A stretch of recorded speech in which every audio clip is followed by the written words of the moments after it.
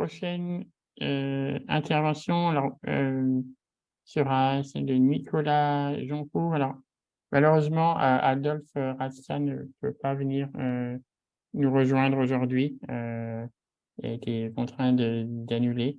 Donc nous allons passer directement à l'intervention de Nicolas Joncourt et Claire Grosbois, s'ils peuvent nous rejoindre.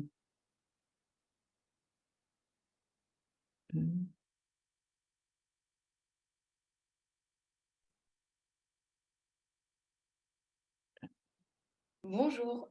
Bonjour. Vous m'entendez bien Voilà, ça? alors, on vous entend. Alors, Nicolas Joncourt est un utilisateur de communication améliorée alternative et un étudiant autiste non oralisant en droit et sociologie, et s'intéresse à la mise en œuvre de la convention relative aux droits des personnes handicapées et en particulier à l'article 12 sur l'incapacité juridique. Il est membre de l'association française Clé Autistes et membre du conseil d'administration du réseau des jeunes de Émile. Et Nicolas communique en tapant sur un iPad et sera assisté par son assistante Claire Grosbois pour son intervention aujourd'hui. C'est à vous. Est-ce que vous voyez bien le diaporama? Oui, tout à fait. D'accord, très bien. Vas-y, Nicolas, je te laisse la parole.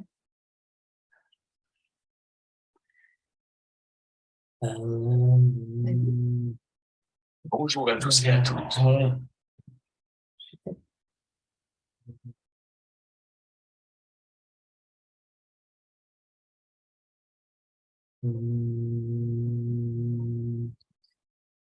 Je suis Nicolas Joncourt, je suis utilisateur de communication alternative augmentée, autiste non oralisant et étudiant en licence de sociologie.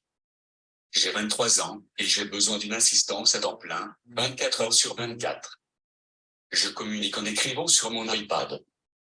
Depuis plusieurs années, je suis militant pour les droits des personnes handicapées et des personnes autistes, et je m'intéresse à la mise en œuvre de la Convention des droits pour les personnes handicapées, en particulier à l'article 12, sur la capacité juridique.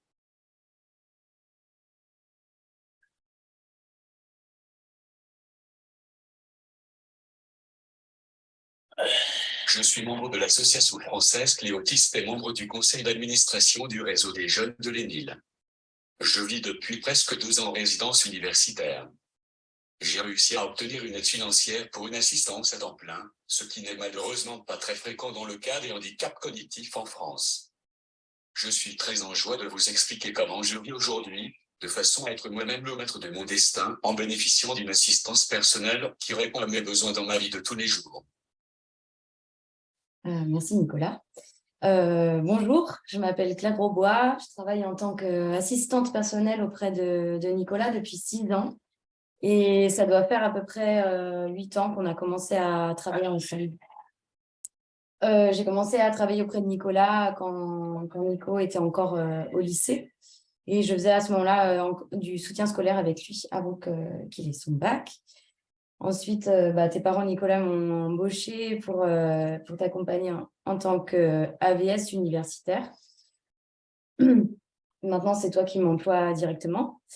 Au début, donc, Nicolas n'avait pas assez d'aide de la MDPH, pas assez de PCH pour embaucher des assistants personnels à temps plein. Donc, les autres assistants et moi, on ne travaillait pratiquement avec Nicolas qu'à l'université.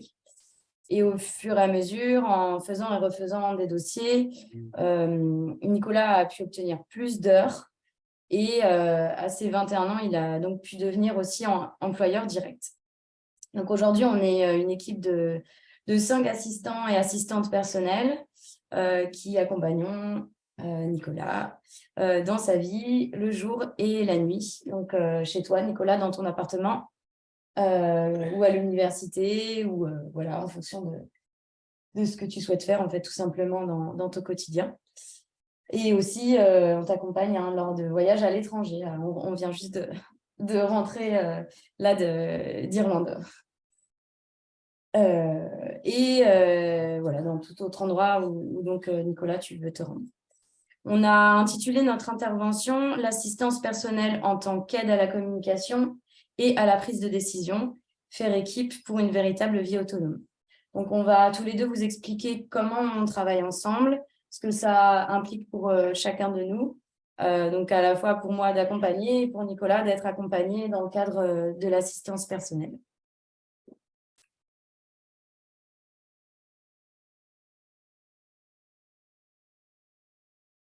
Mais d'abord, quelques photos pour que vous puissiez vous représenter comment je vis ma vie autonome. Alors, on y va.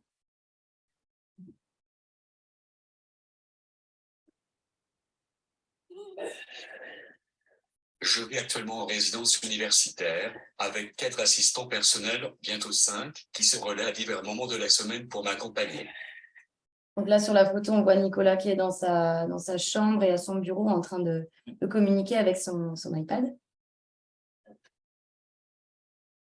Voici mon salon. Voilà, Nicolas sur son canapé dans son salon, qui a le sourire.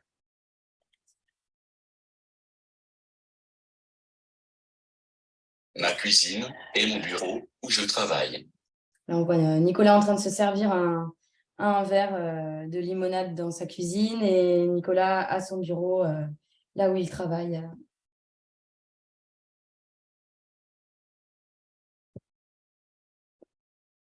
Je peux recevoir chez moi des amis ou ma famille.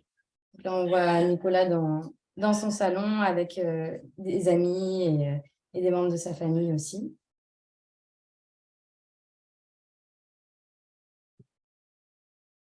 Tu peux continuer si tu veux. L'assistance personnelle me permet aussi d'étudier à l'université. Donc là, on voit 3 photos différentes. Au centre, Nicolas qui lève les bras, qui est dans un amphithéâtre. Qui me semble que ça, c'était à ta première année de sciences physiques. À gauche, on voit Nicolas avec un livre dans les mains à la bibliothèque universitaire, qui est un livre de Raymond Aron intitulé « Croire en la démocratie ». Et la 3e image, à droite, on voit Nicolas dans une salle de classe en cours de sociologie avec son iPad pour communiquer, en travaux dirigés pour le coup.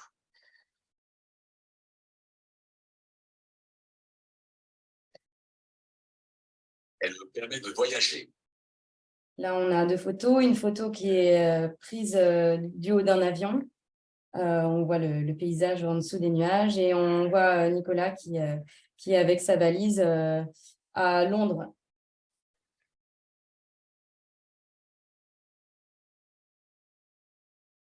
De participer à des événements associatifs à l'international. Là, on voit un groupe de personnes.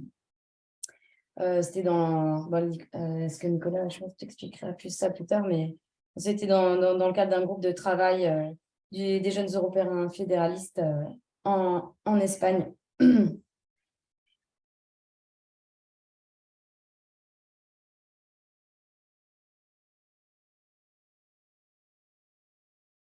Là, on voit Nicolas dans une salle du Parlement européen à Bruxelles pour l'édition de la Freedom Drive 2022 de Enil. Tu peux avancer si tu veux. De militer pour des causes qui me tiennent à cœur. Et là, on voit Nicolas en manifestation à Bruxelles pour la Enil Freedom Drive en 2018. Je crois que c'était en 2018. Non, 2019. Nicolas a une manifestation pour la paix en Ukraine et Nicolas accompagné de 2 de ses assistants personnels en manifestation à Bruxelles avec la Enil Drive de 2022.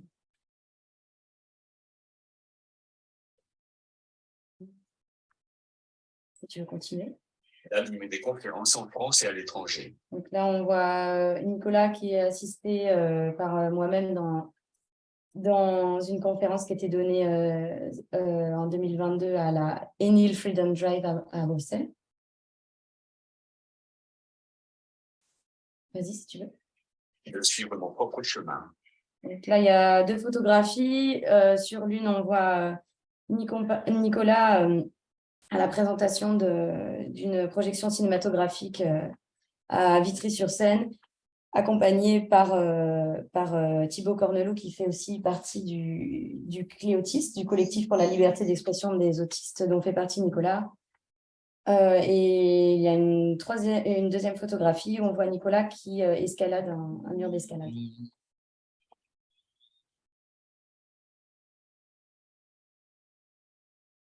S'exprimer et faire ses propres choix est un droit fondamental pour tous et toutes.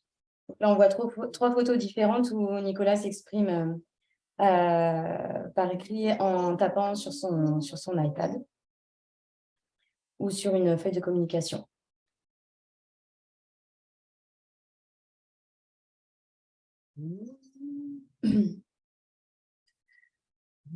Pour moi, un bon assistant personnel doit être très à l'écoute, s'intéresser à ma vie et à ce que je fais, à mes passions. Il ou elle doit être un bon confident avec qui je peux être en confiance et doit m'aider au niveau moteur et sensoriel pour que je sois acteur de ma vie en étant à l'aise. Il ou elle doit être un bon allié. Donc là, on voit Nicolas accompagné de deux de ses assistantes personnelles et Nicolas qui monte un grand mur d'escalade et moi qui suis en bas en train de l'assurer avec une corde d'escalade.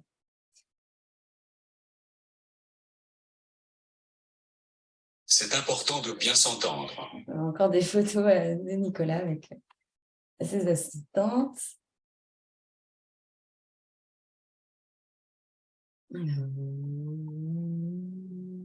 Vas-y, si tu veux. Le plus important est de savoir que tout le monde a le droit d'avoir une vie autonome, et ce, quel que soit le handicap de la personne. L'assistance personnelle nous permet de vivre notre vie comme nous le souhaitons, tout comme la prise de décision assistée. C'est pour cela que je me bats contre l'institutionnalisation des personnes handicapées et contre la prise de décision substitutive, tutelle et curatelle. Donc là, sur le diaporama, on a mis d'un côté contre l'institutionnalisation des personnes handicapées, contre la prise de décision substitutive, tutelle et curatelle, et de l'autre côté, pour la vie autonome, pour la prise de décision assistée, pour la capacité juridique universelle et pour l'assistance personnelle pour tous et pour toutes.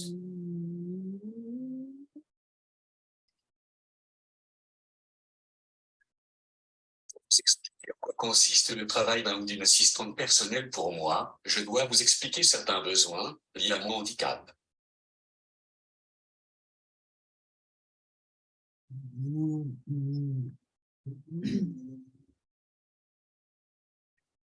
Je suis autiste et surtout dyspraxique, ce qui rend compliqué pour moi la planification et l'initiative des gestes moteurs. Mais je n'ai pas besoin de plus d'être un jeune de mon âge pour comprendre la gestion de ma vie quotidienne, à part pour gérer l'anxiété, qu'on ne me traite pas justement comme telle. Je vous explique la dyspraxie en quelques mots.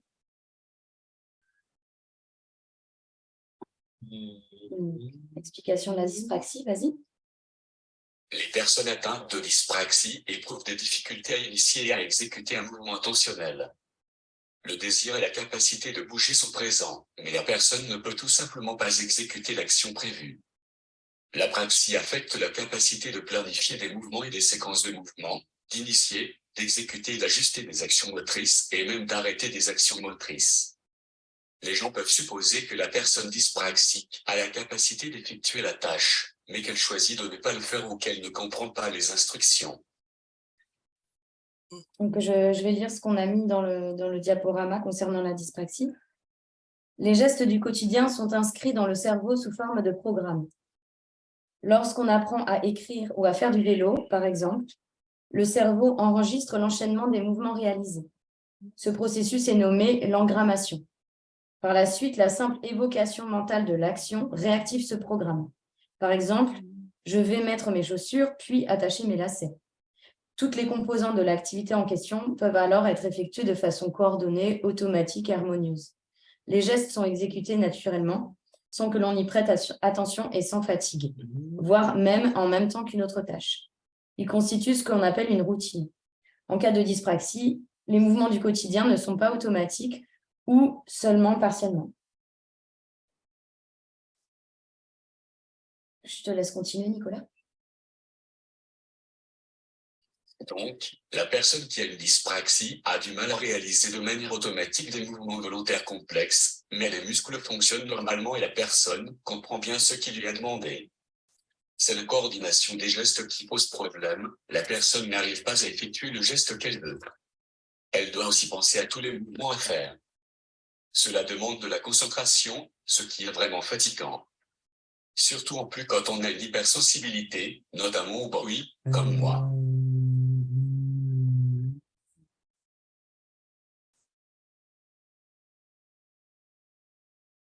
J'ai besoin, pour réguler mon corps et trouver l'équilibre, de bouger d'une certaine manière.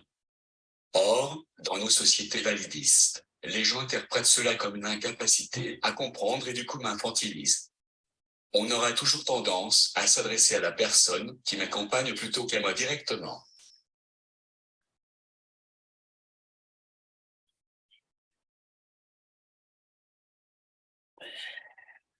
Si les personnes qui interagissent avec moi ne comprennent pas du tout mes difficultés et ma façon particulière d'être, ils auront du mal à m'assister.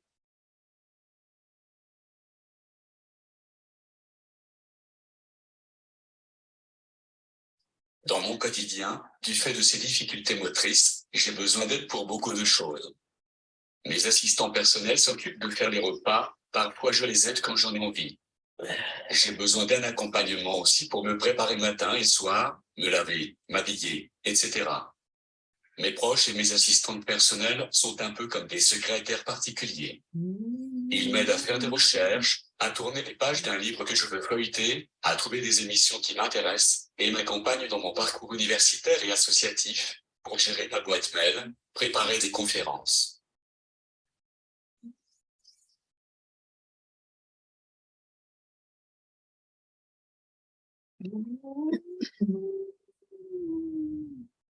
Comme j'ai des difficultés praxiques, c'est compliqué pour moi de manier une souris d'ordinateur ou d'utiliser une trackball.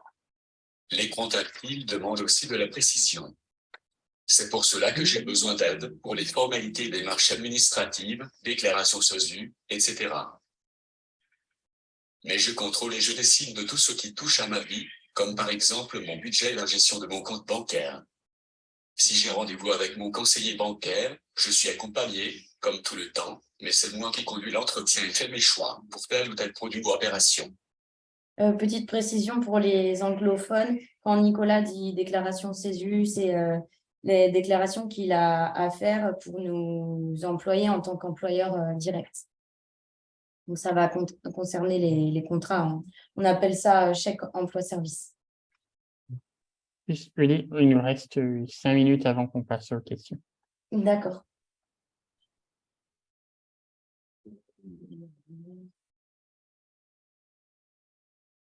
Vas-y. C'est moi qui gère mon emploi du temps, comme n'importe qui d'autre. J'ai des outils comme des emplois du temps affichés, que mes assistantes personnelles remplissent en fonction de mes rendez-vous, de mes cours et des autres activités que j'aime. Mes proches et mes assistants personnels me donnent souvent des conseils. Je peux en tenir compte, ou pas, comme tout le monde. Lors des entretiens d'embauche, je suis assisté par mes parents, car cela est plus rapide et je peux mieux me concentrer sur les enjeux de la finalisation du contrat. Au final, je décide qui je peux embaucher comme assistant personnel.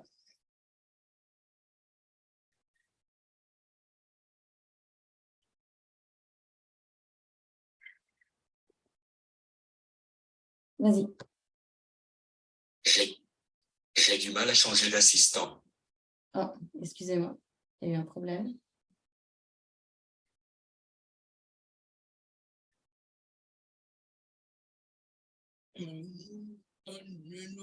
Vas-y. J'ai du mal à changer d'assistant et à m'habituer à communiquer avec quelqu'un de nouveau.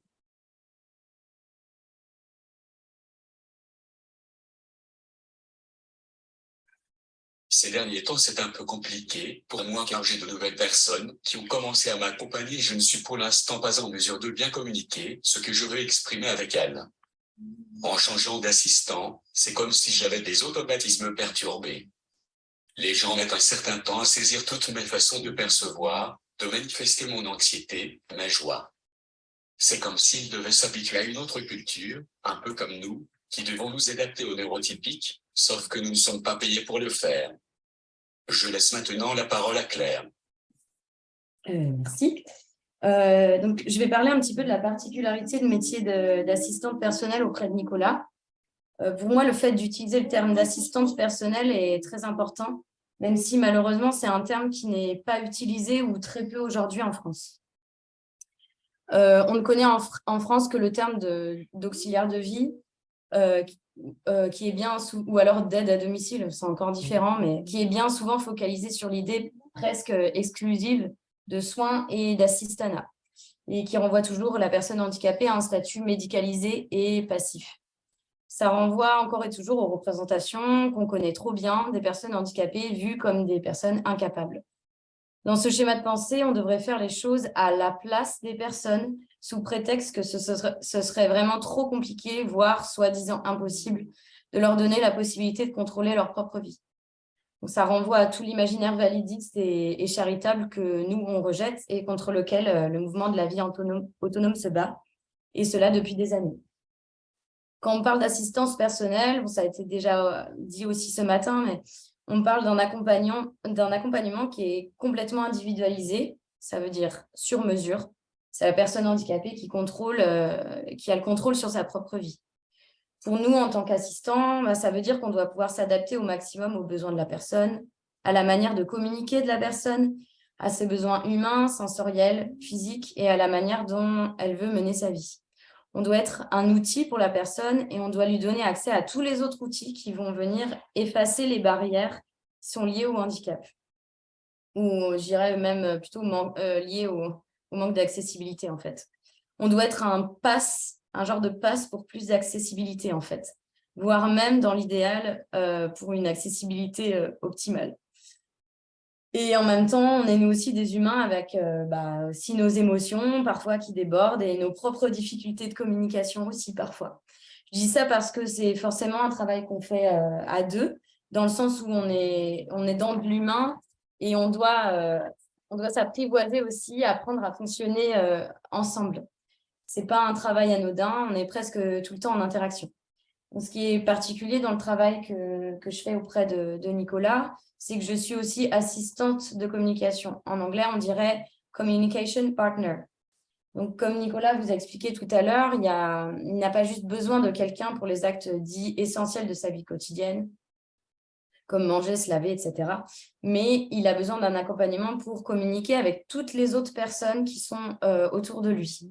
Donc, dans ce cas-là, moi, je deviens un genre d'intermédiaire, un outil qui l'aide à communiquer et à se faire comprendre.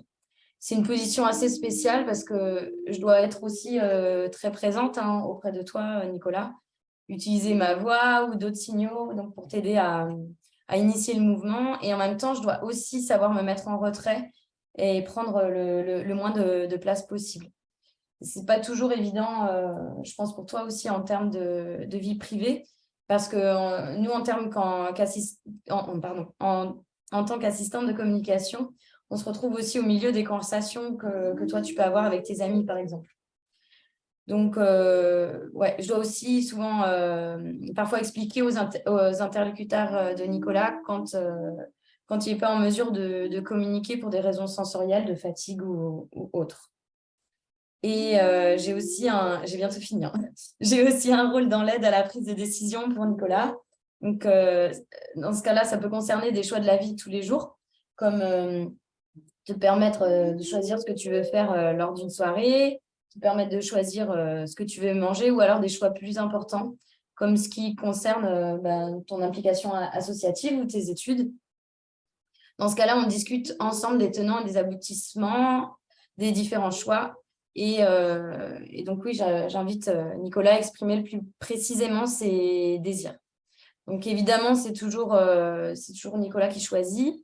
Mais parfois, je donne aussi mon avis parce qu'on est assez proches et ça fait quand même longtemps qu'on se connaît tous les deux. Donc, on peut avoir aussi des discussions.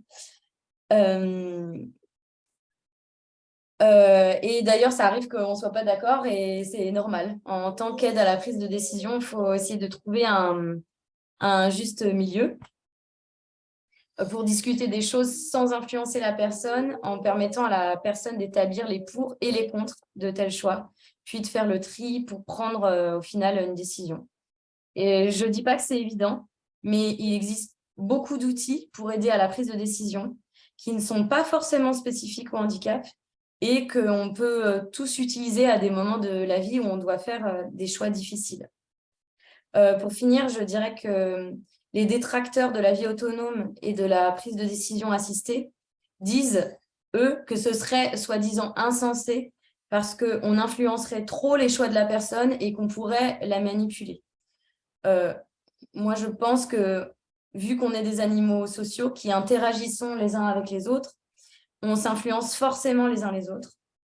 Par exemple, si vous voulez acheter un nouvel ordinateur, vous allez peut-être demander conseil à plusieurs personnes, vous allez faire des recherches, peser le pour et le contre de chacun des modèles pour ensuite, à la fin, faire un choix.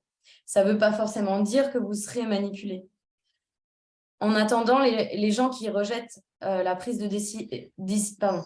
En attendant, les gens qui rejettent la prise de décision assistée comme alternative, ils préfèrent défendre la prise de décision substitutive qui, elle, ne permet pas à la personne de faire ses propres choix, mais qui fait que la personne est dépossédée de son pouvoir d'agir et de sa capacité juridique.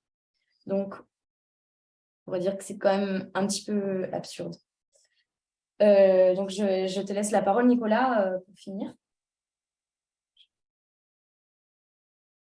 Ah, mince, j'arrive pas à surligner. Vas-y, c'est bon. Pour finir, je veux vous inviter à rejoindre la véritable magnifique lutte pour nos droits, si cela n'est pas encore fait. Vous êtes les bienvenus, car nous avons besoin de toujours plus d'alliés. Merci de nous avoir écoutés. Merci beaucoup. Merci. Je pense que nous avons le temps peut-être pour une question qui a été posée dans le chat. Alors, je vous la lis tous les deux. Pratiquement, alors c'est pour Nicolas. Pratiquement, comment as-tu recruté tes assistants de vie? D'accord. Alors. Vas-y. Alors, on va voir si Nicolas a le temps de répondre complètement à la question. Si Nicolas n'a pas le temps de répondre entièrement à la question parce qu'il il tape assez lentement, il postera la réponse directement dans le chat. Vas-y. J A I G F A I T fait D E S D A N N O N Annonce. J'ai fait des annonces. Tu peux peut-être développer un peu plus ta réponse.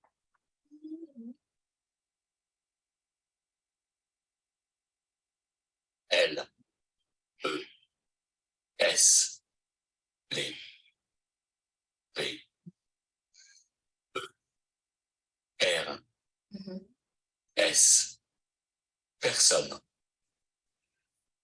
Q qui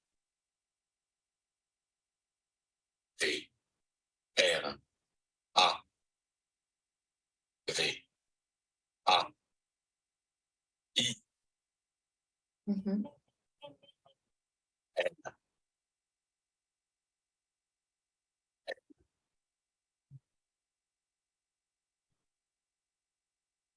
Oui. Travail. Oui, alors les personnes qui travaillent, oui. Vas-y. P Oui. O pour M O I moi Oui. C E R T certaine Oui. S son E T U D I A étudiante. Oui, donc j'ai fait des annonces. Les personnes qui travaillent pour moi, certaines sont étudiantes. merci. Et puis, il y a maintenant d'autres questions qui sont arrivées. Donc, ce que je vous propose, c'est qu'on vous les transmette et puis on enverra les réponses aux participants de cette conférence. Ça te convient, Nicolas, comme ça? Oui, d'accord. Merci. Ben, merci Nicolas et voilà, merci à vous deux. On va passer aux interventions suivantes.